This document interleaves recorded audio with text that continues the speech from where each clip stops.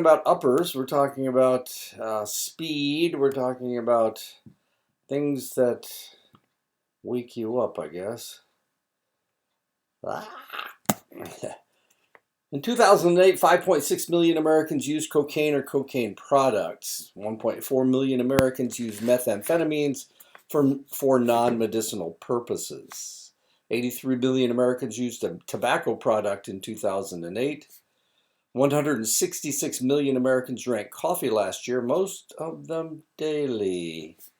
Americans averaged 56 gallons of soft drinks per person in 2008, most of them caffeinated. That is 598 12-ounce cans or 359 20-ounce bottles of pop. In 2008, 200 million people used betel nut. They brew it or drink it like coffee, or they chew it and it turns their teeth black. In Southeast Asia, especially Thailand, the area is having a severe problem with a form of methamphetamine called yaba. In the area around the Horn of Africa, the majority of the male population and much of the female population chew khat, a mild stimulant. 1.3 billion people worldwide smoke cigarettes.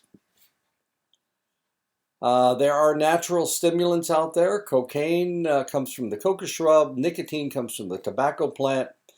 Cathinone comes from the khat bush. Ephedrine comes from the ephedra bush. Aracholine comes from the betel nut. And caffeine, of course, comes from the coffee plant. Synthesized stimulants, methamphetamines, diet pills, methylphenidate, another name for Ritalin, and methcathinone. Stimulants increase the activity in the central nervous system. They boost your energy. They raise heart rate and blood pressure. They increase respiration. They reduce appetite. They subdue thirst. They may make the user more alert, active, confident, anxious, restless, aggressive. Stimulants are used to treat narcolepsy, obesity, and ADHD. Stimulants work by affecting four neurotransmitters: epinephrine, which increases your energy; norepinephrine, which increases confidence, feelings of well-being, and motivation; serotonin, which increases your energy; and dopamine, which increases your energy. Most of the neurons affected by epinephrine and norepinephrine are located in an area of the midbrain called the locus ceruleus. This portion of the brain networks with many parts of the rest of the brain, and the locus ceruleus is right here. And as you can see, it networks with just about everything. When the body needs an extra jolt of energy, epinephrine and norepinephrine are released to provide the energy. When the individual takes uppers, it forces a release of the energy chemicals. These drugs cause the body to react to stress that doesn't exist and makes the individual talkative, hyperactive, and hypervigilant. And I have a picture of Barney Fife because that seemed talkative, hyperactive, and hypervigilant seems to have been his character. The stronger the stimulant, the longer it takes the body to recover. Large quantities over long periods of time deplete the body's energy stores and leaves the body without reserves. Withdrawal from stimulants can create severe depression that can last for days, weeks, or even months. People tend to build a fairly rapid tolerance to the stimulant, forcing the individual to consume more and more of the substance. Even coffee will require more and more with increased consumption. The reward reinforcement pathway is a natural structure that informs the individual of an activity or substance that supports survival. Hunger satiated, thirst satiated, sexual desire satiated. When a strong stimulant is used, it overstimulates the reward reinforcement pathway, and the body doesn't respond to hunger, thirst, or sexual activity. The brain cannot be satisfied. And this is a lady, this is what she looked like before she started taking methamphetamine. This is what she looked like afterwards. As more and more of the stimulant is used, tolerance builds and the rush and stimulation diminishes. But what does remain is the emotional memory of the effects of the stimulant. This is accomplished by the dopamine stimulation in the reward reinforcement pathway. One of the side effects of long-term stimulant usage can be dehydration and malnourishment. The hypothalamus regulates thirst and hunger. Stimulants fool this part of the brain to think that the individual is neither hungry or thirsty. This can lead to deficiencies of vitamins and minerals as well as damage to the teeth. And this is her in 1995. This is what she looked like 7 years later. She seems to have aged a little bit faster. Sean Wise, 20 years addicted, 2 years sober. This is him. You may remember him from the Mighty Ducks. This is him before he started. This is him at the depths of his addiction, and this is him now, getting back to where he was before. Stimulants, including the weaker ones like nicotine and caffeine, induce vascular spasms and constrict blood vessel flow to organs and tissue. Heavy smokers will have a pasty complexion due to the restricted blood flow. This restricted blood flow will slow tissue repair in the healing process. Chronic use of stimulants will weaken blood vessels, increasing the risk of stroke. But at least the stimulant user has increased confidence and stimulated feelings of euphoria. Talkativeness, restlessness, irritability, insomnia, paranoia, aggression, violence. Wait a minute, some of those aren't good. Prolonged use of high doses of methamphetamine can lead to a clinical level of paranoia or kick the individual into psychosis. Meth increases the dopamine in the central nervous system. One of the conditions of schizophrenia is an overabundance of dopamine receptor sites. Sometimes the meth user will drift into permanent schizophrenia. And I think I told you about, I had a student up north who used crystal meth, and the last time she used it, she couldn't remember who she was. She thought she was somebody else.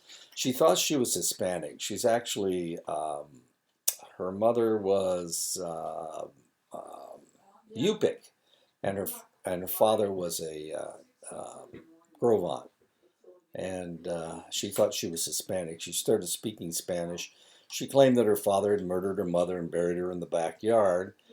The truth was her father had just died. This is why she used the drugs to make herself feel better. Her father had just died and her mother was still alive, and so she kept telling the police that her father had killed her mother and buried her in the backyard of their house. They went and they dug up the backyard, and of course there was nothing there. There was nothing there because her mother was still alive, and she wasn't the person she said she wasn't. She was in a psychotic episode for about 3 days, and when she came down off of it, they charged her for digging up this abandoned house's backyard. They charged her for it. They charged her money. They didn't arrest her. As weird as that is. Nicotine provides almost immediate tolerance. All stimulants in the slower but similar manner develop tolerance rapidly. Dependence is developed with tolerance since the need becomes greater and greater. Nicotine has the strongest dependence level. Cocaine is synthesized from the coca leaf. Since its introduction in South America with the invasion of Incas in Peru, it has enjoyed epidemics and lag periods. The first epidemic was at the end of the 19th century.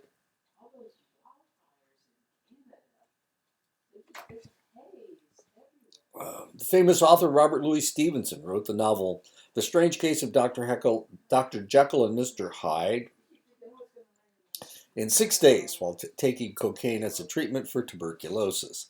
Many have speculated that the two personalities represented in the novel actually represented Stevenson on and off the stimulant. Stevenson may have written the novel to explain to friends his change of personality. Stevenson would eventually die of tuberculosis. Cocaine won't grow just anywhere like marijuana.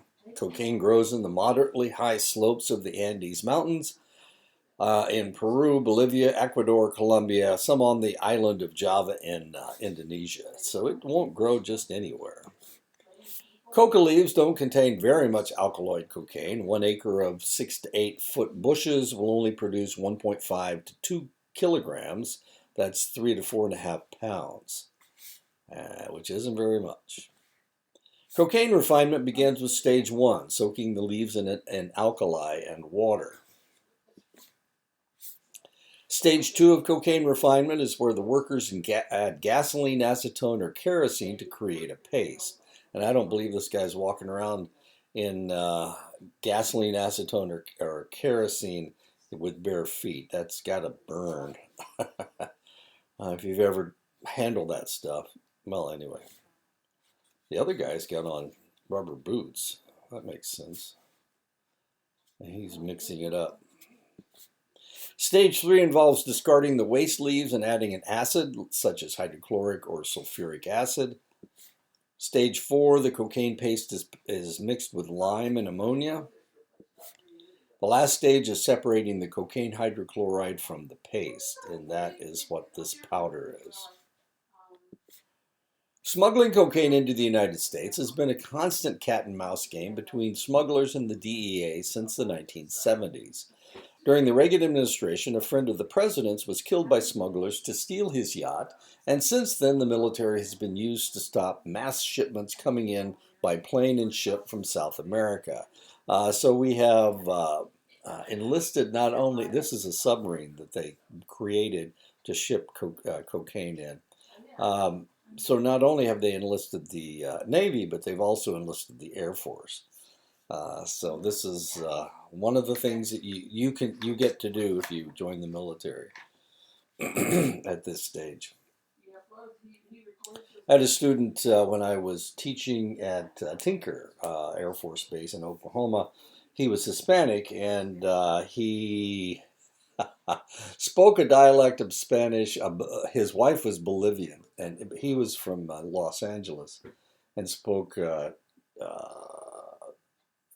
Tex-Mex, I guess. His family was from Mexico, but his wife was from Bolivia, so he spoke a dialect of Spanish that they used in smuggling, and so he was flying around in an AWACS trying to intercept messages from the smugglers, and he understood the dialect, the Colombian dialect. Today there is only one sure route into the United States, and that is along the porous border with Mexico. Colombian drug cartels smuggle about 2/3 of their product in this manner. The last third continues to come over by sea. North America consumes 40 to 50% of the world's cocaine. It is estimated that Americans spent $36.1 billion on cocaine in 2004. In 2019, the figure was $150 billion for cocaine. Cocaine in the United States averages 84% purity, with prices ranging from $12,000 to $35,000 per kilogram, about 2.2 pounds. There are 1,000 grams in a kilogram. The street value for 1 gram of cocaine is $50 to $200, with an average purity of about 57%. Crack cocaine comes in rocks of from 1/10 of a gram to 1/2 a gram, and sell for $10 to $20 each rock. So that's 1, 2, 3, 4, 5, 6, 7, 8, 9, 10. That's about $100 worth of cocaine, or $200. Hardcore cocaine users will spend an average of $186 per week on cocaine. Cocaine is actually cheaper than it ever has been. It is estimated that there are probably over 3 million hardcore cocaine users in the United States. The man to the left is pitchman Billy Mays, who OD'd on cocaine at age 51.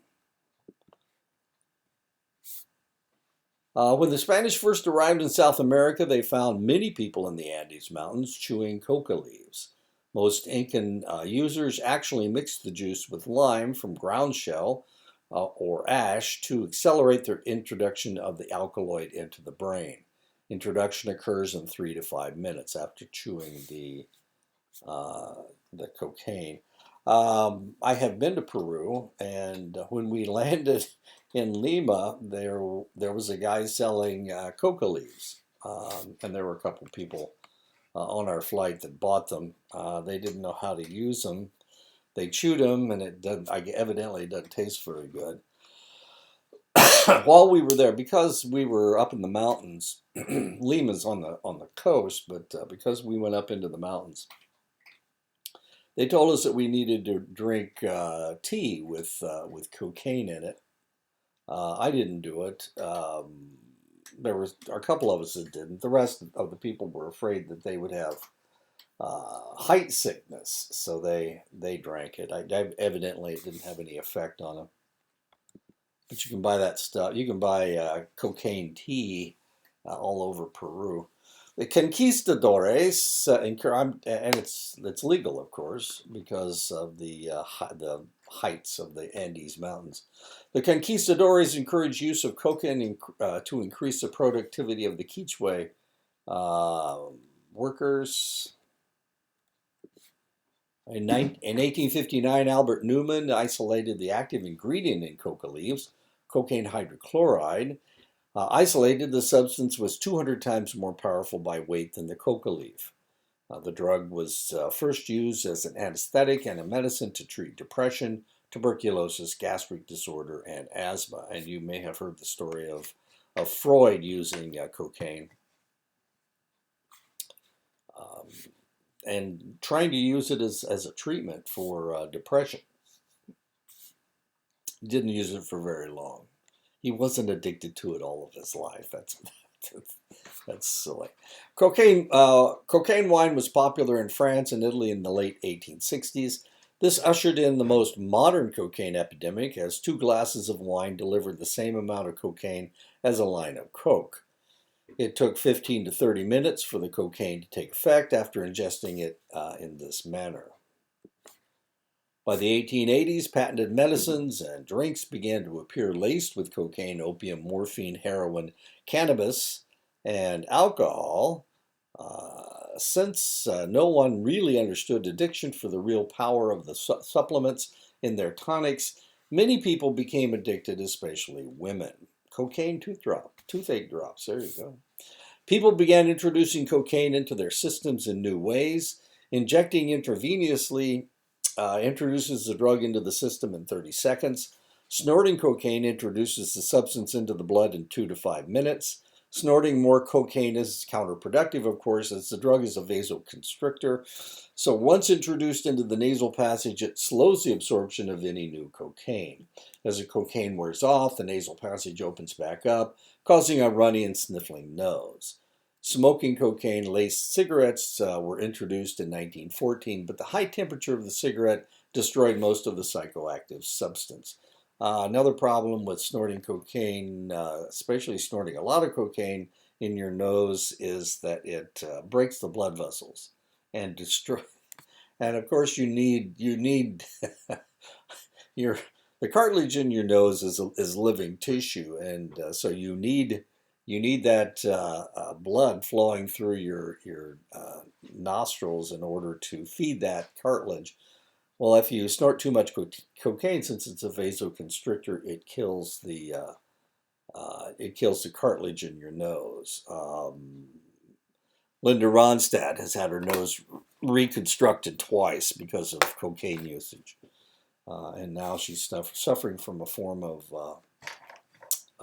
Parkinson's disease. It's one they had never seen before. But I mean, you're dealing with it, and she's in. Linda Ronstadt's in her 60s, in her late 60s, and we're dealing with something we've very rarely seen. Michael J. Fox has a form of Parkinson's disease that was induced by cocaine usage.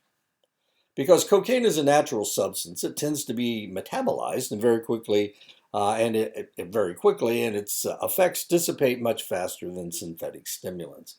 The half-life of cocaine is 30 to 90 minutes and is detectable in the urine for up to 36 hours after ingestion. Cocaine is used as a topical anesthetic because its powerful vasoconstriction capabilities. Since cocaine receptors are found in the smooth muscles of the lungs, cocaine use will cause the bronchi to dilate. Synthetic cocaine products mimic the effect of cocaine for eye, dental, and cutaneous surgeries: lidocaine, procaine, xylocaine, of course, and novocaine. Cocaine excites the user by blocking the reuptake of the neurotransmitters acetylcholine, dopamine, serotonin, and norepinephrine.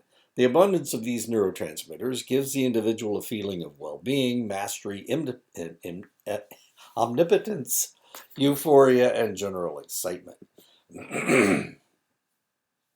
Cocaine metabolizes fairly rapidly, leaving the four neurotransmitters vulnerable to reuptake when the cocaine is gone.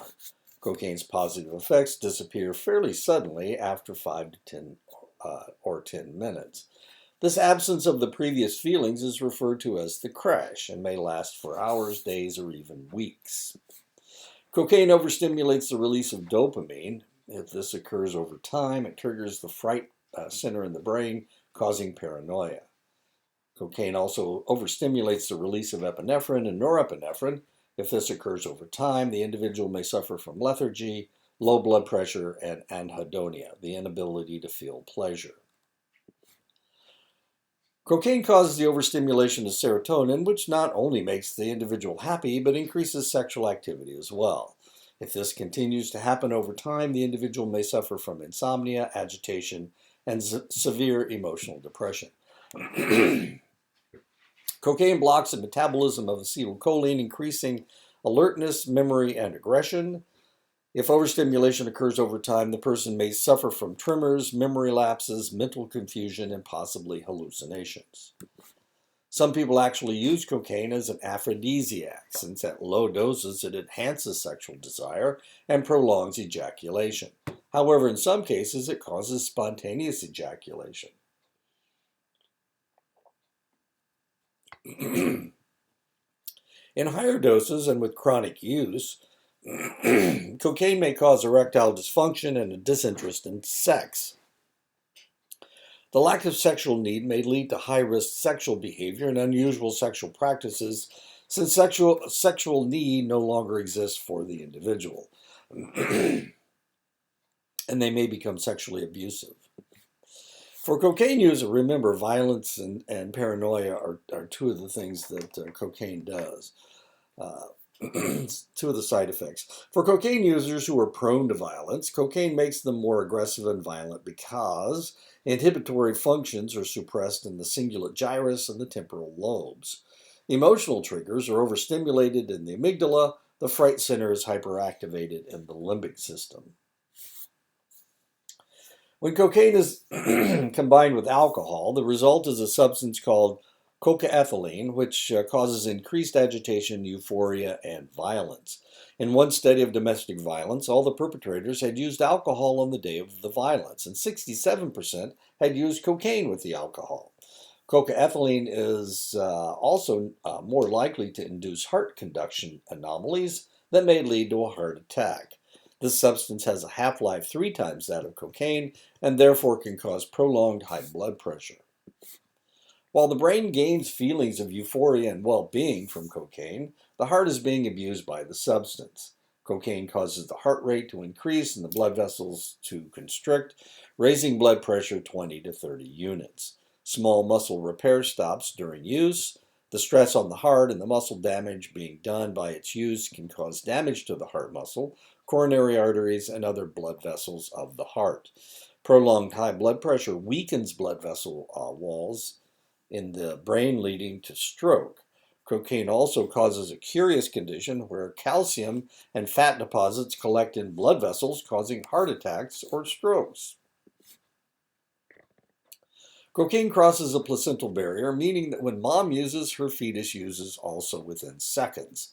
Damage is done to the fetus's blood vessels in a similar reaction to that of the mother and may result in miscarriage, stroke, placental separation, or SIDS.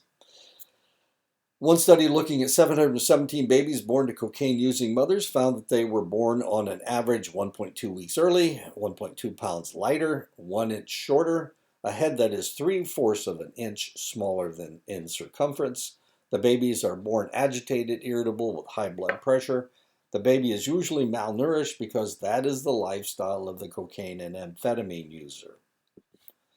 Escaping from the cocaine-soaked placental environment does not remove the child from danger. Stimulant users are often inattentive and uncaring about the needs of others, and this includes their infants, which results in emotional deprivation for the child, neglect of the child, bonding problems. Studies show that rates of mental delays are double among stimulant-exposed children. All is not bleak. With the concentrated postnatal care, these infants can catch up with their peers by toddlerhood. Tolerance of the euphoric effect begins with the first usage of cocaine. Increased usage has been seen of 25 times the level within days. This is due to the adaptation of the brain to the dopamine stimulation in the nucleus accumbens. Tolerance is to the euphoric effect only, since paranoia increases, as does cardiovascular effects. Withdrawal from cocaine use is very real despite the misperception of researchers into the 1990s. All the crash symptoms become accentuated and prolonged depending on the dosage used, frequency of use, and length of use. Anhedonia, lack of energy, emotional depression, loss of motivation, anxiety, vivid and unpleasant dreams, insomnia, increased appetite, psychomotor agitation, intense craving for the drug. Cycle of quitting and relapse of stimulants. After a binge session with the drug, the individual crashes, sleeps for a prolonged period, awakens with renewed energy, and swears off the drug forever. The individual feels better for a few days and begins to feel as they did before they began using the drug. 7 to 10 days after quitting, the craving starts to build, energy level drops, emotional depression sets in, as they can find no pleasure in their surroundings. After a couple of weeks or a month, they relapse, not being able to deal with the depression or the ever-increasing craving. While cocaine overdoses are common, because of the rapid metabolization, the effects are rarely fatal. In large city emergency rooms in 2004, 41% of the visits were due to cocaine usage, most because the individual felt as if they were dying.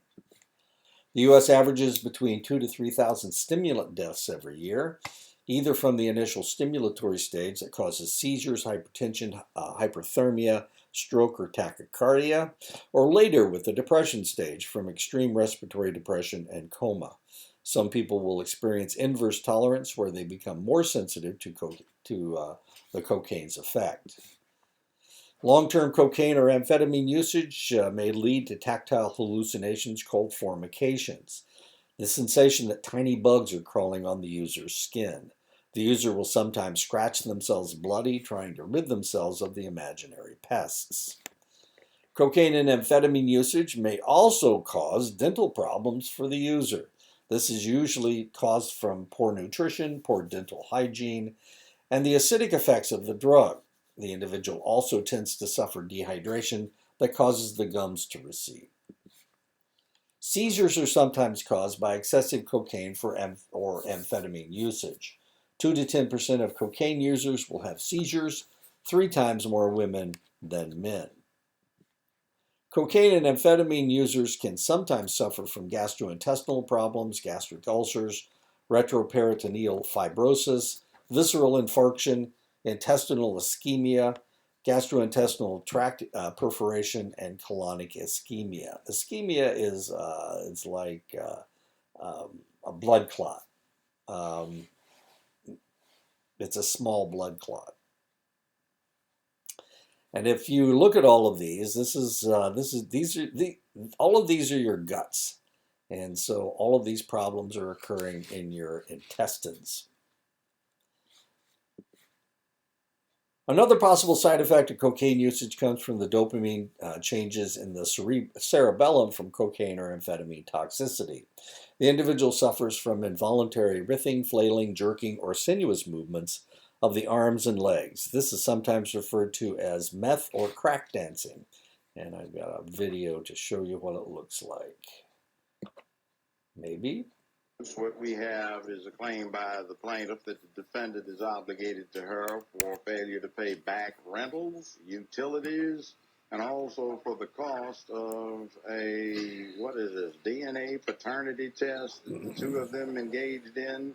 Apparently, the two of them have taken the test and directed that it be furnished to me for my inspection with whomever.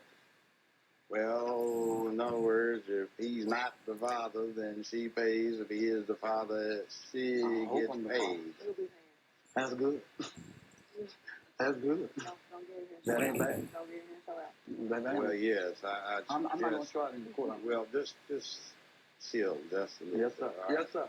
Yes, sir, Your Honor. Judge O'Brien. You know how to act better. Yes, sir. Yes, sir. I ain't trying to show out. Would you stop? Yes, sir. Yes, sir. Okay, I'll try not. Can you hold still, or are you under the influence? Under the influence. Hey. Under the influence. Not right now. Under the influence. But that woman there, she done drove me to influence a lot of things that I said I'd never do. He gonna lie. Oh, how can I? When it's the truth. God knows. Oh. I wouldn't bring him into it. You please. How would you take care of him if officially you're unemployed? Thank you. I wasn't employed then. You were unemployed. I wasn't unemployed then. Yes, you were. I was selling. No, excuse me, Your Honor. He was doing that, but he was receiving his daughter's Social Security checks for her mother's death. And he wasn't giving me none like that. Everybody, excuse me. Were you? Let him go. I'm just the truth. Okay, let him go. I have a question. You're showing a classic example. All that kinetic. I'm sorry, Your Honor. This just, I'm sorry, but it's just hard on me when someone says the residual effects from. So you've already said that you were moving merchandise. I'm not lying. I'm not denying. I'm here to tell the truth. Now, didn't I say? Didn't I raise my right hand? I don't care who hears the truth. The only one can condemn me is God. But Your Honor, you may get a little remark. He worketh in mysterious ways. Don't he? Yes. He does. He works through you right now. What have you decided? You candidly admitted that you've been moving merchandise. Oh, hey, Arkansas know it. Who don't know it? When's the last time you've been selling? I ain't sold no dope in a long time, Your Honor. I've been smoking dope, and the reason why. You want to know the reason why? For 38 years, I said I never smoked no dope. For 38 years. But I found out one thing. Never say what you won't do. Something seems exhibiting. In my experience, he is actively under the influence. Mm-hmm. He's a crackhead. Thank you, sir. Thank you, sir. I even admitted that. Not at first. But now I got the impression this is a nice, interesting little thing on a TV show. He's under oath. He is, in fact, a retired deputy sheriff. Ain't no secret. I got busted. Excuse me. The testimony here that you give is under oath, subject to penalties of perjury. There you go. And what I have here is a confession by somebody that looks like they're still on extended parole as a habitual offender. After having a long... I've been out of the joint a long time ago. Not long. The last 3 years... There you go. That's enough. All that kinetic energy, as the judge was saying. That was crack dancing. Schizophrenia is caused from too much dopamine in the mesolimbic pathway. It is normally caused by a hereditary imbalance or a disease state that affects this area. Since cocaine and amphetamines increase dopamine in the area, it can trigger stimulant-induced paranoia schizophrenia. The main effects are auditory, visual, or tactile hallucinations, and paranoid delusions. Stimulant-induced psychosis is impossible to differentiate from organic psychosis.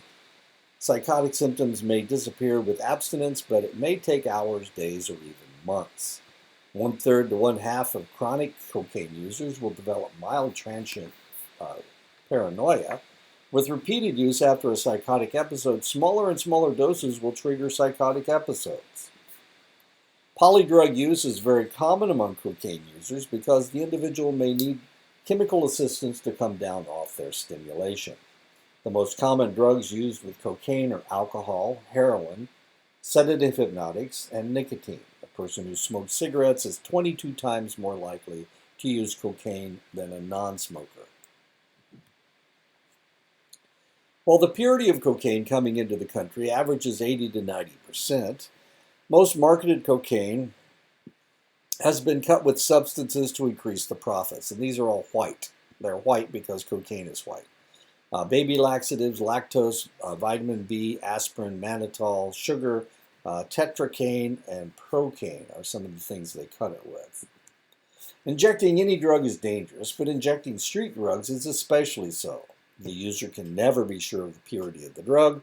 The drug may be contaminated with dangerous substances that are not meant to be introduced into the human body. Bacteria and viruses may be introduced. 50 to 90% of IV drug users are infected with hepatitis C from using contaminated needles. And the individual I was talking about before who had a psychotic episode, she had hepatitis C. She has hepatitis C. I hope she's still alive. I haven't heard from her in about 10 years. Manufacturers and refiners of cocaine had known, and she was suffering from paranoia. She couldn't drive anymore because she would drive down the street and she'd be sure that all the other cars were trying to run her off the road. Manufacturers and refiners of cocaine have known that in the paste or freebase state, cocaine could be smoked without destroying the euphoric properties. When freebase is mixed with marijuana and smoked, it is referred to as bazooka, basuco, or pasta. This form of ingestion gives the user a more intense and immediate effect than snorting. Crack or freebase has 4 properties that make it a sought commodity. The melting point is higher, 195 degrees, as compared to the powder, which dissolves at 98 degrees. It reaches the brain faster when smoked. This form is more readily absorbed by the fat cells in the brain, giving it a more intense reaction. Higher doses of cocaine can be ingested in a shorter period of time. Any smoked cocaine product will produce a more intense effect than snorted cocaine. This is true even though most of the cocaine product is lost in the air, 75% in a pipe and 50% in a cigarette. Hence, more cocaine has to be smoked to get a strong effect. Even when cocaine is smoked or injected, the drug is metabolized rapidly in 15 to 20 minutes and must be renewed to get a strong effect. Crack gives a rush that only lasts a few seconds and euphoria and excitation that only lasts a few minutes, 5 to 20. As soon as the effect dissipates, the individual feels irritable, dysphoric, uneasy, or anxious. For this reason, crack is almost always smoked in a binge pattern. Crack does have some fairly unpleasant side effects. Thirst, coughing, tremors, dry skin, slurred speech, blurred vision, crack keratitis, abrasion of the eye, cracked thumb hands, burns on hands and callus on thumb from lighting a crack pipe, and crack burns, facial burns from lighting the pipe. Psychological side effects of smoking crack: paranoia, craving for the drug, asocial behavior, attention problems, irritability, drug dreams, hyperexcitability, visual and auditory hallucinations, depression, cocaine psychosis, high-risk sexual behavior. Respiratory side effects from smoking crack: chest pains, pneumonia, coughs, cracked lung, decreased ability to diffuse CO2, hemorrhage, respiratory failure, death due to the anesthetization of the respiratory center in the medulla. Crack or freebase can be mixed with marijuana to create caviar, champagne, Grimmies, Fry Daddies, Cocoa Puffs, Hubba, and Woolies. Crack and marijuana. Users may combine crack with PCP or ketamine to make space basing, whack, and tragic magic. Mixing crack with tar heroin creates speedball, hot rocks, Belushi rocks. When crack or cocaine is mixed with wine, it is called crack coolers. In 2004, 4,500 deaths occurred from the direct or indirect effects of cocaine. Cocaine overdose doesn't always kill, but results in tachycardia and hyperventilation accompanied by a feeling of impending death. Death usually results from cardiac arrest, seizure, stroke, respiratory failure, and hyperthermia. There was a kid that I grew up with. He was a year behind me in school. He started working as a foreman at a factory, and the cool people at the factory were snorted cocaine, and he started snorting cocaine. And at age 38, he had a stroke due to the cocaine usage. And so he has been on disability. Let's see, I'm 73 and he's 72. So he's been on disability for almost 40 years. Well, that's not right. 34 years. He's been on disability for 34 years. Social consequences: because using crack can lead to risky sexual behavior, children are sometimes produced in circumstances that are not optimum. Crack smokers have social problems and they don't relate to their own offspring any better. Crack smokers show high rates of neglect, abandonment, and the abuse of their children. There are high rates of single and no-parent families. Women willing to trade sex for crack are very common, and then it all starts all over again. They're also willing to trade their children for crack. So they prostitute out their children, no matter how young they are. This is something that was happening in Pinyan with a select family. Anyway, the physical and mental effects of cocaine and amphetamines are similar. Cocaine is about twice as expensive. Cocaine gives a greater rush and more intense high than amphetamines, but amphetamines allow for more prolonged energy. Amphetamines' effect lasts for 6 to 9 times longer. Amphetamines are more likely to cause addiction. Amphetamines are synthetic stimulants that provide similar effects as cocaine, but cheaper and more prolonged. Amphetamines are called uppers, speed, crack, crystal, ice, shabu, and glass. Amphetamines are snorted. They are injected. Amphetamines are ingested orally. Worldwide, 33 million people used amphetamines and methamphetamines in 2003. Speed used to come in several forms. Amphetamines, crosstops, white crosses, and cartwheels. Biphetamine, black beauties, dexedrine, dexies or beans, benzedrine, bennies, and methadrine. Amphetamines were first synthesized in 1887. It was used by both sides during World War II. It was used as a diet pill in the 1950s and 1960s. The hippies fueled their psychedelic experiences with street speed, marijuana, and LSD. Amphetamines became a Schedule II drug in 1970. Street chemists began producing crank, methamphetamine sulfate, and crystal, methamphetamine hydrochloride, in the 1980s and 1990s. These chemists were able to convert the active chemicals in cold medications, phenylpropanolamine, ephedrine, and pseudoephedrine, into crank and crystal. In the 1990s, a new, stronger methamphetamine began to be produced called ice, glass, batu, and shabu, dextroisomer methamphetamine. This form later came to be known as crystal meth, tina, peanut butter, deadhead, chalk, tweak, yellow rock, glass, rose quartz, speed. The profile of the typical methamphetamine user, let me just go back to a second. When I was in the service, my wife left and started working at a truck stop in Indiana. Well, she started pushing speed. And she got in trouble with the police. And the police tried to get her to tell them who her source was, and instead she fled the state. Now, I didn't know any of this, and so she jumped on a bus and came down to Texas. I was stationed at Lubbock, Texas, and so she came down, and that's how she fled the police. She came down to the base.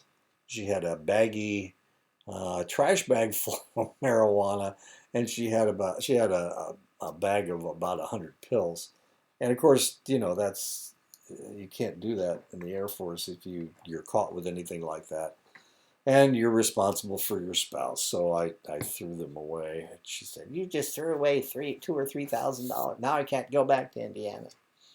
Can't go back to Indiana because I'm supposed to have this." She was holding for this guy. Anyway, not important. She left not very long after that again, so it wasn't that big a deal. But I didn't understand what was going on until later. I'm not real bright. I'm not the smartest person in the bunch, I guess. The profile of so my wife was a pusher, or my first wife was a pusher anyway. Sold speed to truck drivers. The profile of the typical methamphetamine user is white male, 19 to 40, in the West and especially Hawaii. An equal number of women abuse the drug as men. Meth is particularly rampant in the gay community, where it is the third most popular drug after alcohol and marijuana. Amphetamines can be cooked in laboratory facilities. Initially, biker gangs cooked the drugs, Hells Angels and the Gypsy Jokers. Recently, Mexican gangs have taken over the manufacture. The DES, most of the Hells Angels and Gypsy Jokers are no longer alive for various reasons. The DEA estimates that there are over 300 ways to manufacture methamphetamine from pseudoephedrine, and for this reason, cold medicine has been controlled and put behind the counter. Snorting methamphetamine is more toxic to the nasal mucosa than snorting cocaine and may cause irritation and pain. The most intense high comes from injecting amphetamines directly into the bloodstream. Sclerosis and pain often result from the injection. Methamphetamine is extremely bitter and takes much longer to get the effect to the brain. Amphetamines last 4 to 6 hours as compared to 10 to 90 minutes for cocaine. Amphetamines force the increase of the neurotransmitters norepinephrine and epinephrine and dopamine because it forces the release of these neurotransmitters from terminal vesicles. It reverses the reabsorbed pumps, forcing more neurotransmitter into the synapse. Enzymes that metabolize the neurotransmitters are blocked by amphetamines. I have a niece, and she married this guy, and he started shaving all the hair off of his body. Well, that was a tell. They were using crystal meth, and when my mother died, she inherited $20,000, and he took part of that money and bought some cocaine. And the next thing you know, he dies of a heart attack. And he's in his 30s. Yeah. Anyway, okay. So I've been around this stuff. Oh, I haven't really been around this stuff. I was trying to stay away from all the crazies in my family. Anyway. And her sister married a guy that drank himself to death in his 40s. So, wow. Real good pickers, I guess. Prolonged use of amphetamines reduced the body's ability to produce the affected neurotransmitters. Research shows that norepinephrine reduced as long as 6 months after drug use has ceased. Research shows that norepinephrine reduction as long as 6 months after drug use has ceased. Research also shows a 24% reduction of dopamine, resulting in difficulty feeling pleasure. Thus, after heavy use, for the individual to feel normal, they have to use the drug. Methamphetamine also causes a degradation of serotonin-producing cells. Research of methamphetamine users found that they had an 11.3% reduction in the gray matter of their hippocampus, cingulate gyrus, paralimbic cortices. These areas affect craving, mood, emotions, and memory. However, brains on methamphetamine are actually larger due to swelling. Amphetamines cause increased energy, increased heart rate, raised body temperature, rapid respiration, high blood pressure, dilation of bronchial vessels, appetite suppression. Binging on amphetamines can result in not sleeping for 3 to 10 days. Tolerance of amphetamine is fairly rapid and extreme. A normal dosage of 15 to 30 milligrams. Long-term users may use as much as 5,000 milligrams a day. Effects on these individuals: sleep deprivation, heart toxicity, blood vessel toxicity, severe malnutrition. Overdose may result in convulsions, hyperthermia, cardiovascular collapse. Unlike most drugs, amphetamines are abused as much or more by women than men. This may lead to use during pregnancy, which results in irritable baby syndrome, intolerance to light and touch, tremors, muscle coordination problems, abnormal reflexes, sucking and swallowing problems, disturbed sleep, I'm sorry. Other problems that might occur for the baby born to a methamphetamine user. See, I was working at Children's Hospital in the early 80s when the cocaine epidemic hit in Omaha. And so I saw all this stuff over and over and over again, and it just broke my heart. Anyway, well, let's go through all this stuff. Premature delivery is very common, and we get them into the nursery with at 2.2 pounds and 3 pounds. It was not pretty. Congenital deformities such as clubfoot or limb abnormalities, gastric problems, intestines protruding into the stomach, and this is something we saw a lot of. Placental separation and hemorrhage being potentially lethal to both mother and baby. Intrauterine brain hemorrhage and stroke, that's something we saw a lot of. HIV, hepatitis B and C, that we didn't see that so much. It was the wealthy crowd, it was the wealthy people that had the problem. If the baby survives gestation, they may have developmental problems, growth and developmental delays, learning disabilities, increased incidence of ADHD, increased risks for rage disorder, a greater incidence of SIDS. Disability rates range around 33%. I told you about my great nephew who is suffering, has really severe rage disorder. It's not his fault. Amphetamines produce mild, intense euphoria, alertness, sexual feelings, sense of well-being, and confidence. After prolonged use, irritability, paranoia, anxiety, aggression, mental confusion, poor judgment, impaired memories, and hallucinations. Since amphetamines cause an abundance of neurotransmitters that mimic sexual gratification, using the drug becomes a substitute for sexual activity. Amphetamines will also produce violence in people prone to violence because the drug causes people to be suspicious, paranoid, and overconfident. This proclivity for violence among meth users can lead to child abuse and neglect. In Oregon in 2004, 1,850 meth labs were busted, and a full 80% of the child abuse and neglect cases involved meth users. Excessive amphetamine usage can lead to amphetamine psychosis, just as with cocaine. Hallucinations, loss of contact with reality, speech patterns that are indistinguishable from paranoid schizophrenia. Since these symptoms are caused by excess dopamine released by the drug, psychotic episodes can be induced at fairly low doses in individuals prone to excess dopamine. Some individuals may have immediate psychosis, while others may use for years with no problems. Crystal meth seems to have the strongest effect on the brain chemistry, and since it has fewer cardiovascular effects, can be smoked in larger quantities. The result is more severe paranoia, hallucinations, hypervigilant thinking, suicidal depression, and addictive use. 9.4% of children 2 to 17 in the United States have been diagnosed with ADHD in their lifetime. 8.1% of U.S. adults between 18 and 44 have been diagnosed with ADHD. 129 million children worldwide, 7.2%, have been diagnosed with ADHD. In 2016, 6,100,000 children have been diagnosed with ADHD, up from 4,400,000 in 2003 in the United States. ADHD is caused by a depletion of dopamine. Amphetamines are used to treat ADHD because they increase dopamine and block its metabolism. Methylphenidate, Ritalin, about 2 million prescriptions per year. D-amphetamine, Adderall, 7.7 million prescriptions per year.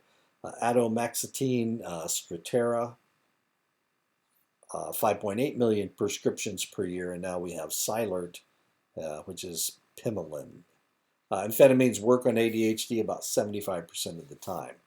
Only when this is the problem. Now remember, we keep talking about they have ADHD-like symptoms. ADHD or amphetamines only work if they actually have ADHD. If they have ADHD symptoms that are caused by something else, depression or some other reason, then the amphetamines won't work. Research shows that children taking amphetamine therapy for ADHD in the long term have an increased risk of alcohol and drug abuse as adults. Half of children with ADHD have comorbid ODD, oppositional defiant disorder. If left untreated, these individuals are more likely to progress to more serious problems, stealing, vandalism, and arson. One of the main uses for amphetamines throughout the 20th century was as a diet pill. But every time a new drug hit the market, it seemed to cause its own set of problems. One such problem came with the two amphetamines phentermine and fenfluramine, marketed as Fen-Phen. Given in tandem, the drugs caused heart valve damage to select women. In 1999, the drugs were taken off the market. Stimulants are and have been used all over the world for centuries. Khat in the Middle East, betel nut in the Far East and Asia, yohimbe in Africa, ephedra in the Mediterranean area. Khat is a mild stimulant found in the Middle East. Smuggling of this drug in the United States has become more prevalent as more and more immigrants from the area come into the United States. The key stimulant in the leaf is cathinone, which evaporates if the leaf isn't used within 48 hours after harvesting. This substance is said to produce an effect between caffeine and methamphetamine. Methcathinone is a synthetic version of cathinone. This drug is used extensively in the Horn of Africa and on the Arabian Peninsula. In Yemen, half the population uses khat, and a family may spend 1/3 of their income on the drug. This drug is the driving force of the economies of many of the countries in the area. The drug is used socially. Chronic khat use can cause physical exhaustion and suicidal depression when withdrawn. Synthetic cathinone is known as methcathinone. While this is only found sparingly in the United States, it is much more common in Europe and in fact represents 20% of the illicit drug use in the Russian Republic. Methcathinone is much more intense than khat and is as addictive as methamphetamine. With this drug, there is more dopamine reduction, and so Parkinsonism is more common. Betel nuts come from the betel nut palm and are found all over southern Asia. It is used extensively in India, Pakistan, the Arab world, Taiwan, Malaysia, the Philippines, New Guinea, Polynesia, southern China, and Africa. And of course, I saw it in Vietnam. Worldwide, 200 to 450 million people use the substance, and this is what a betel nut looks like. In Taiwan, 17% of men and 1% of women use the substance. One recent controversy in Taiwan is the betel nut beauties, who man betel nut kiosks while dressed provocatively to attract male customers. Some authorities are demanding more modesty for fear of compromising public morals, and this is a less offensive. You can type in betel nut beauties in Google, and you can get other pictures that are a little bit more revealing than this. Didn't want to get in trouble. The active ingredient in betel nuts is ericoline, which induces an increase of epinephrine and norepinephrine in the central nervous system. This causes a mild euphoria, excitation, and a decrease of fatigue. The juice of the nut is dark red and stains the mouth red to black.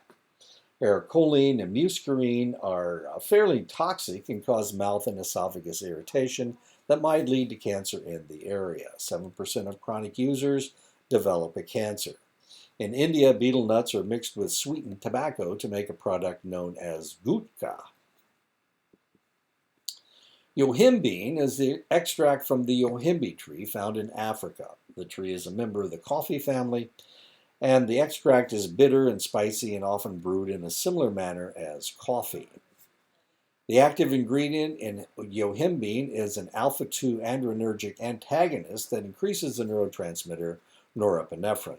Yohimbine has been used for centuries as a mild aphrodisiac and sexual rejuvenator.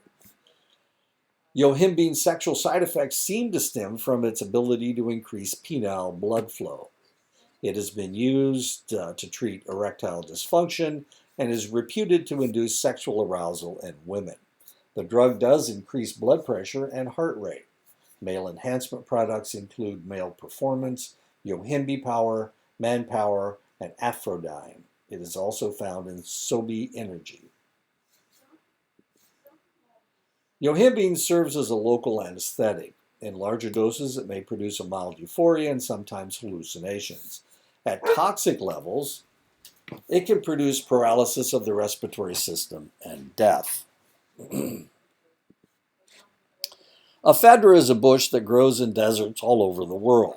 The drug that it produces is ephedrine. This drug is a mild to moderate stimulant that is used medicinally to treat asthma, narcolepsy, allergies, and low blood pressure. Ephedrine is also known as Marwith and Mahuang and has been used medicinally by the Chinese for 5,000 years. Ephedrine was first synthesized in 1885 and for decades was the only effective treatment for asthma. Ephedrine's effects are less severe than amphetamines, though a toxic level is more likely to lead to psychosis.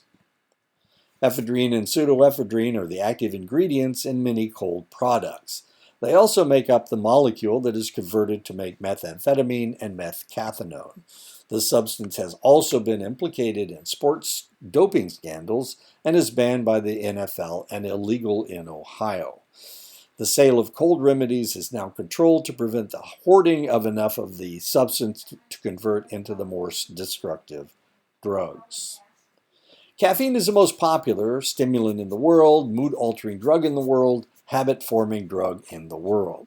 85% of the people in the United States consume substantial amounts of caffeine every day. Caffeine is naturally found in coffee, tea, and chocolate. Caffeine is put in many products to give us energy, in soda pop, energy drinks, over-the-counter energy supplements.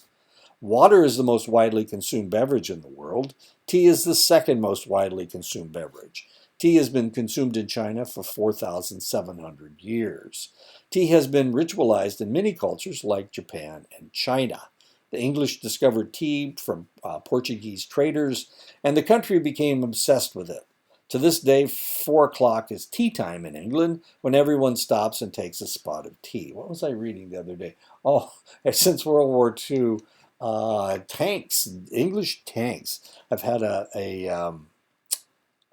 they've got a tea making place in the tank, inside the tank. As weird as that is, it's something that we would never think of in the United States. But of course, it's tea time in England at 4 o'clock. Coffee was first cultivated in Ethiopia in 650 AD, and from there slowly spread into Europe, though along the way many cultures banned it as an intoxicant. In the United States, each coffee drinker consumes an average of 20 pounds of coffee a year. 8 ounces of brewed coffee will deliver about 135 milligrams of caffeine. 8 ounces of instant coffee will deliver about 95% of caffeine. And 8 ounces of decaf coffee will still deliver about 7 milligrams of caffeine. Archaeological evidence indicates that indigenous people in Central America brewed coca products as early as 2,600 years ago.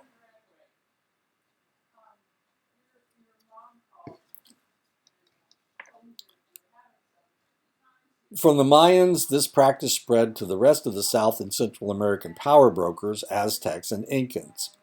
Coca was originally marketed in Europe as an aphrodisiac, but soon became merely candy. Cocoa has a small amount of caffeine, but other active ingredients in the substance act as stimulants as well. Theobromine is one of those substances. In the late 19th and early 20th century, manufacturers of cola soda soft drinks replaced cocaine with caffeine as an energy booster. Some of the caffeine comes from the cola nut from the African cola tree, but most of it today comes from caffeine removed from decaffeinated coffee. Energy drinks began with the invention of Red Bull in 1987. Red Bull delivers 80 milligrams of caffeine in an 8.3-ounce can. Red Bull also contains taurine, ginseng, guarana, glucose, B-complex vitamins, minerals, and carbohydrates. As I said before, 8 ounces of brewed coffee delivers 135 milligrams of caffeine. So you get about about 2/3 of a cup of coffee in a Red Bull. Sobe Adrenaline Rush also delivers 80 milligrams of caffeine in an 8.3-ounce can. Starbucks 2X shot delivers a whopping 105 milligrams of caffeine in just 6.5-ounce can. 12 ounces of Mountain Dew delivers 54 milligrams of caffeine. 12 ounces of Dr. Pepper delivers 41 milligrams of caffeine. 12 ounces of Pepsi Cola delivers 38 milligrams of caffeine. 12 ounces of Coca-Cola delivers 35 milligrams of caffeine. 16 ounces of Rockstar delivers 240 milligrams of caffeine. 16 ounces of Full Throttle delivers 200 milligrams of caffeine. 16 ounces of Monster delivers 160 milligrams of caffeine. 16 ounces of Mountain Dew Kickstart delivers 90 milligrams of caffeine. A new phenomenon that has hit the bar scene is to drink vodka mixed with Red Bull, and it's known as Birch. It is reputed that this mixture will slow the process of getting drunk and result in less of a hangover the next morning. And none of that is true. Deaths due to overconsumption of Red Bull have led to banning the drink in several countries. France, it's illegal in France, Denmark, and Canada. Red Bull comes out of Switzerland, by the way. Guarana is the national drink of Brazil. Guarana comes from the guarana shrub, which produces beans that have about 2 times the caffeine as coffee beans. The Brazilian drink normally delivers about 30 milligrams of caffeine in a 12-ounce can. Mate is a plant whose leaves are brewed like tea. Mate is the national drink of Argentina and delivers between 35 and 100 milligrams of caffeine per 8-ounce serving. 3% of the world's caffeine comes from mate. Caffeine is a very bitter chemical. It's an alkaloid in a class of chemicals called xanthines. It is found in more than 60 plants around the world. The half-life of caffeine is 3 to 7 hours. It takes 15 to 35 hours for caffeine to clear the system. Swedes average 425 milligrams of caffeine per day. The English average 445 milligrams of caffeine per day. Americans average 211 milligrams of caffeine a day. 17% is from tea, 16% from soft drinks, 60% from coffee. About half of all Americans drink 3.3 cups of coffee a day. 20% of U.S. adults consume more than 350 milligrams of caffeine per day. 3% of U.S. adults drink more than 650 milligrams of caffeine per day. 65% of the 450 different soft drinks produced in the United States contain caffeine. Caffeine is used in several prescriptions and over-the-counter medications, bronchodilators, decongestants, diuretics, analgesics, alertness aids, appetite suppressants, menstrual pain controllers. As a vasoconstrictor, it can work on migraine headaches. Caffeine works by inhibiting the effect of adenosine. Adenosine is a neuromodulator that depresses your mood, induces sleep, has anticonvulsant properties, causes low blood pressure, slows the heart rate, and dilates the blood vessels. Caffeine's effect is controlled by heredity. And saying that, I can tell you that I'm not sensitive to caffeine. My dad wasn't sensitive to caffeine. My son's not sensitive to caffeine, but I have a brother. My mother was, and I have a brother that he was driving between Muncie, Indiana, and I think I told you this story. He was driving between Muncie, Indiana, and Norfolk, Virginia, to visit his daughter. And he drank, it was late at night. He's trying to get there by the next morning. So he drank a bottle of Mountain Dew. And of course, I already told you about Mountain Dew having, 54 milligrams of caffeine in it. Anyway, so he drinks this Mountain Dew. And the next thing he knows, he's in Maine. He's ended up in Maine. He's blacked out from the stimulation of the caffeine that he's very sensitive to. And he ended up in Maine 2 days later. Weirdest thing in the world. Anyway, he didn't visit his daughter that weekend. And he calls me up on the telephone and says, "Don't drink that stuff. Don't drink that stuff." Of course, I drink 4 or 5 cans of Mountain Dew a day, so it doesn't bother me even a little bit. My dad used to drink pot after pot of coffee. My son drinks coffee by the bucket load. No effect. So it has to do with heredity. To those sensitive to caffeine, 350 milligrams per day may cause anxiety, insomnia, gastric irritation, high blood pressure, nervousness, flushed face. One study where subjects were given 500 milligrams of caffeine showed a 32% elevation of the stress hormones for an extended period of time. Caffeine is lethal at 10 grams. That's 100 cups of coffee or 185 cans of Mountain Dew. I don't think I could drink that in a day. In susceptible people, too much caffeine can trigger nervousness. Caffeine is one of the substances that people prone to panic attacks should avoid. Counselors should ask their clients about their caffeine consumption, as sensitivity in excess amounts might create artificial anxiety. And that is something, that's a hint and a warning to those of you who want to be counselors. Caffeine consumption is really important. It's really important because sensitive people are really sensitive to it. Excess caffeine consumption can lower the fertility in women. 350 milligrams per day will not only make it less likely that a woman will get pregnant, but will double the chance of a miscarriage. Excessive caffeine consumption has also been implicated in women's developing benign lumps in her breasts. Researchers also feel that caffeine may make it difficult to lose weight because caffeine triggers the release of insulin, which metabolizes sugar and in turn creates a deficit in the blood, which causes hunger. Since there are a number of different hereditary structures that dictate sensitivity and tolerance to caffeine, talking about amounts and effects varies from one individual to another. High caffeine consumers may actually get sleepy when only consuming small amounts of the substance because it activates the adenosine receptor sites. Withdrawal symptoms from caffeine begins after 12 to 24 hours of abstinence and peak after 24 to 48 hours. The symptoms can last for 2 days to a week. Throbbing headaches, sleepiness, fatigue, lethargy, depression, decreased alertness, sleep problems, irritability, flu-like symptoms, nausea, vomiting, muscle pains, or stiffness. Nicotine comes from the leaves of the tobacco plant. The tobacco plant is, and I've gone off of Mountain Dew from time to time. I'll just stop. Nothing. I get no. I have none of those things. No problems. I can sleep like a babe. Well, it doesn't matter. It doesn't matter. I'm not sensitive to caffeine. Nicotine comes from the leaves of the tobacco plant. The tobacco plant is a member of the nightshade family, which also includes tomatoes, belladonna, henbane, and petunias. In the United States, 90% of the tobacco is delivered to its users as cigarettes. In India, 85% of all men use tobacco in the form of chewing tobacco. Tobacco came to the Old World from the Americas, and it originally was smoked in pipes. In the 18th century, people began chewing the leaves and snorting the powder into their noses as snuff. Smokeless tobacco continued to be the most popular use of tobacco until World War I. Around World War I, packaged cigarettes became popular in the trenches of Europe. This was possible because cigarette rolling machines improved. Cigarettes used a milder form of tobacco, which allowed deeper inhalation of the tobacco. Mass production produced lower prices. Advertising popularized the product.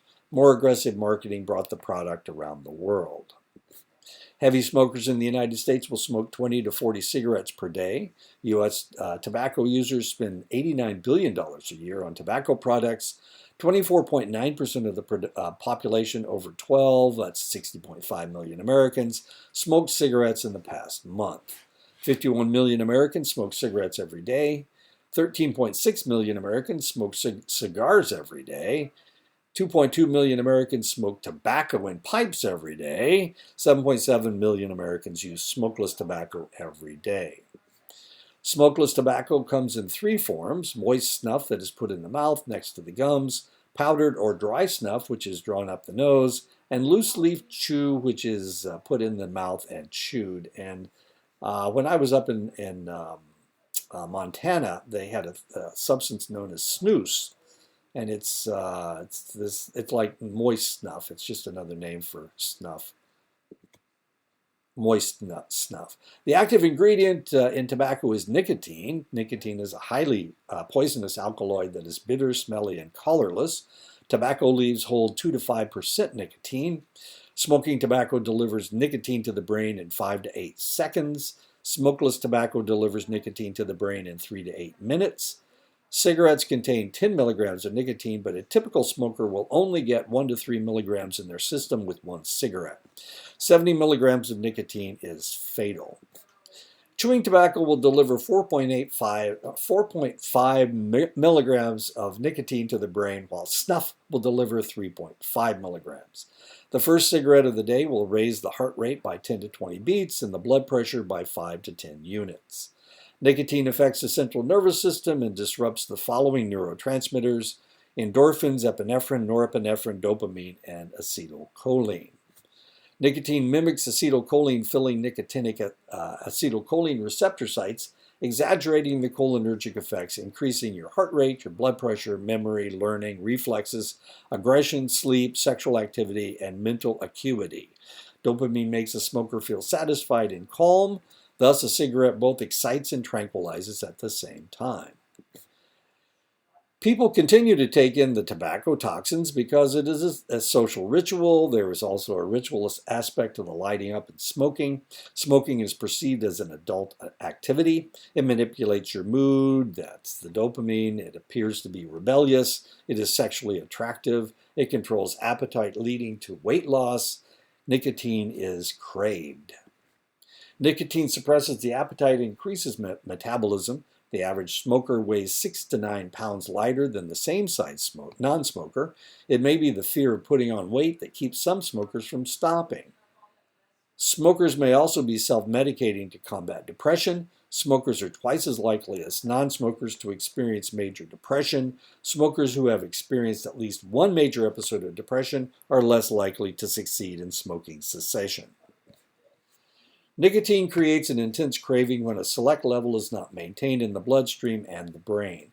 The mere act of lighting up activates the nucleus accumbens, giving the smoker a sense of reward.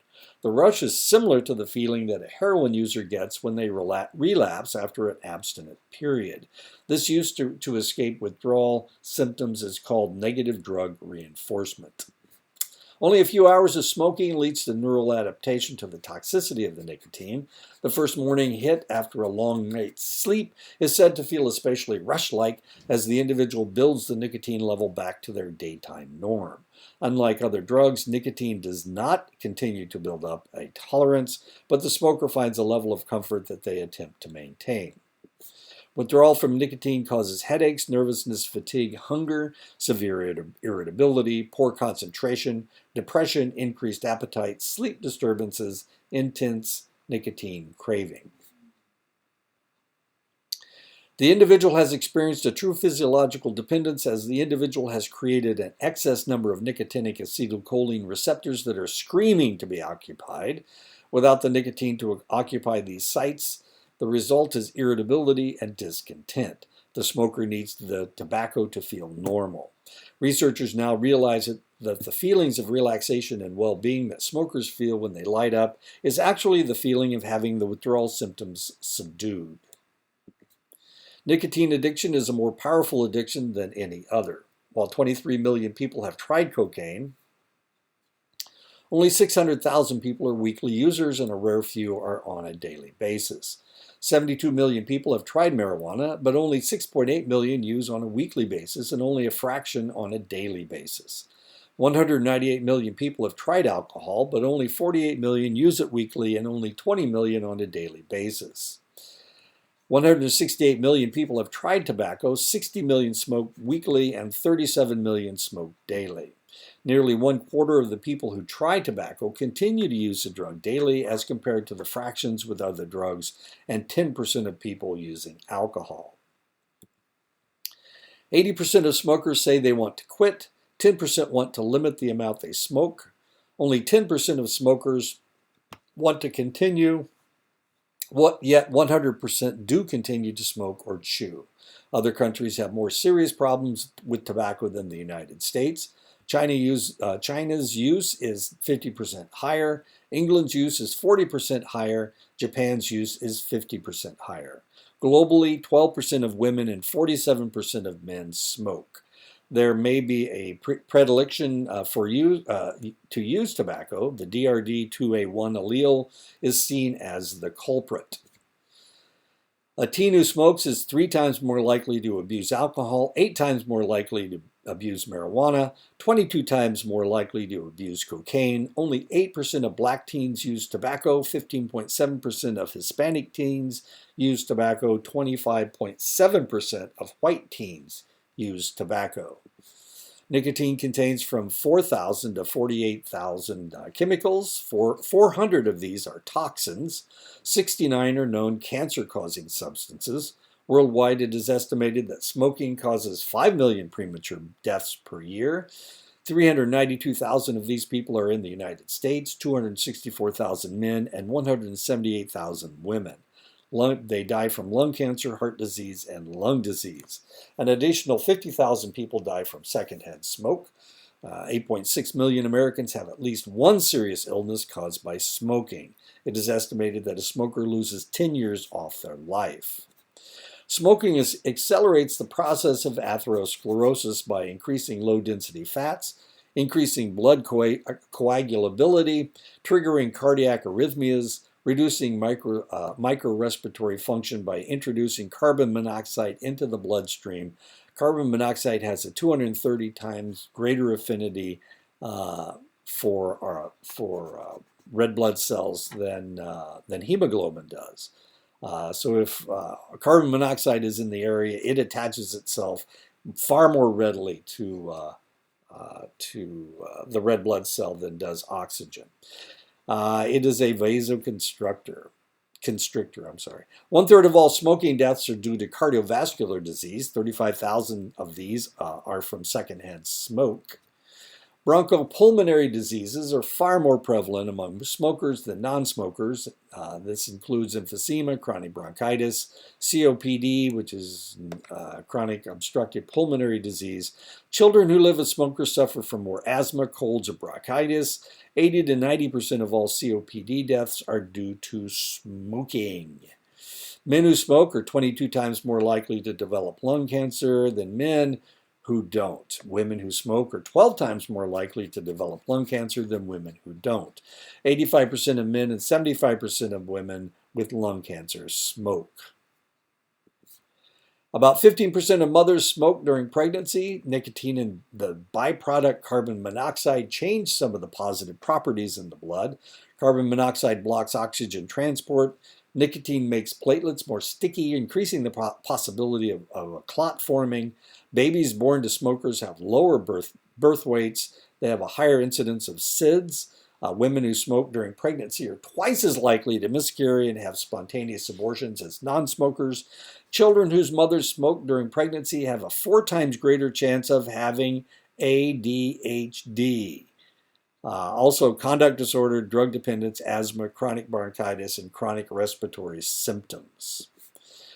Smokeless tobacco can be as addicting as smoking because tobacco in smokeless tobacco forms contain more nicotine than smoked tobacco. People use more smokeless tobacco when they use. Smokeless tobacco has a higher pH, allowing it to pass into the capillaries more readily. 1 dip of smokeless tobacco delivers the same amount of nicotine as 3 to 4 cigarettes. At least the dipper is less likely to get lung cancer, but they are more likely to get their gums being inflamed, causing more dental problems. They have a higher risk of oral cancer, pharyngeal cancer, esophageal cancer, cheek cancer, and gum cancer. Famous Nat King Cole was a famous singer in the 1950s. Cole was one of the first African-American TV stars. A heavy smoker, Nat King Cole died of lung cancer at 45. A leading man of the 60s and 70s, Steve McQueen starred in such movies as The Great Escape and The Sand Pebbles. A heavy smoker all his life, McQueen died of lung cancer at 50. One of the blonde bombshells of the 40s and 50s, Gable was a famous pinup for World War II soldiers. They liked her sexy legs, as you can see right there. A smoker to keep her figure, Gable died of lung cancer at age 56. Humphrey Bogart, known for his raspy voice and tough guy image, Bogart starred in films in the 40s and 50s in such films as Casablanca and The Maltese Falcon. His heavy smoking caught up with him in 1956 when he died of lung cancer at age 57. George Harrison, known as the youngest Beatle, Harrison was the first to die naturally at 58 from lung cancer. John Lennon was murdered in 1980. Harrison was a smoker and a toker most of his life, and he died at age 58. This is him right here. Well, I don't have an arrow. Wait a second. I'll get that arrow back. This is George, the guy with the ears. Benefits of quitting using tobacco: 20 minutes after quitting, blood pressure and pulse rate drop, and the feet and hands warm to normal temperatures. Within 8 hours, the carbon monoxide level in the blood drops and oxygen levels increase, both to normal. I used to work in the laboratory, and one of their tests was to see if somebody had carbon monoxide poisoning. So we needed a positive control and a negative control. Our positive control was our chain smoker, who had perpetually high carbon monoxide levels, and I was the negative control because I didn't smoke and I was a runner. So whenever we had to do a carbon monoxide test, we'd have to draw blood from both of us, and we would use him as a positive control and me as a negative control. Within 24 hours, the risk of sudden heart attack decreases. Within 48 hours, the nerve endings adjust to the absence of nicotine while the sense of taste and smell returns. Within 1 week, the breathing improves and constricted blood vessels begin to relax. Within 2 to 12 weeks, circulation improves, lung function increases up to 30%, and the complexion begins looking healthy again. And in this lady, the one on the left is the non-smoker, and the one on the right is the smoker. Pasty. Within 1 to 9 months, fatigue, coughing, sinus congestion, and shortness of breath decreases, and lungs increase their ability to handle mucus. Within 1 year, the risk of coronary heart disease has been cut in half. Within 5 years, the heart disease rate has become that of a non-smoker. Within 10 years, the lung cancer rate drops to just about above that of a non-smoker. Within 10 to 15 years, the disease rate has returned to that of a non-smoker. And I think I told you guys about my friend had the same heart attack. I had a heart attack in 2010. Obviously, I survived with very little damage. But he had the same heart attack I did. He had less blockage than I did. He never regained consciousness, and he died. It was in exactly the same place. He was a smoker. I was I'm not a bodybuilder. I'm a weightlifter, and I exercise a lot. Anyway, he didn't. He was a smoker, and it killed him. And his heart attack was less severe than mine was, but he died, and I had very little damage from more of a blockage. I can explain to you what the blockage was all about, but it doesn't have to do with. It doesn't have to do with. It has to has to do. It actually has to do with weightlifting. But there you go. There's the uppers. I'll talk to you guys next week. I think we're talking about downers next week. That's a downer. Debbie Downer.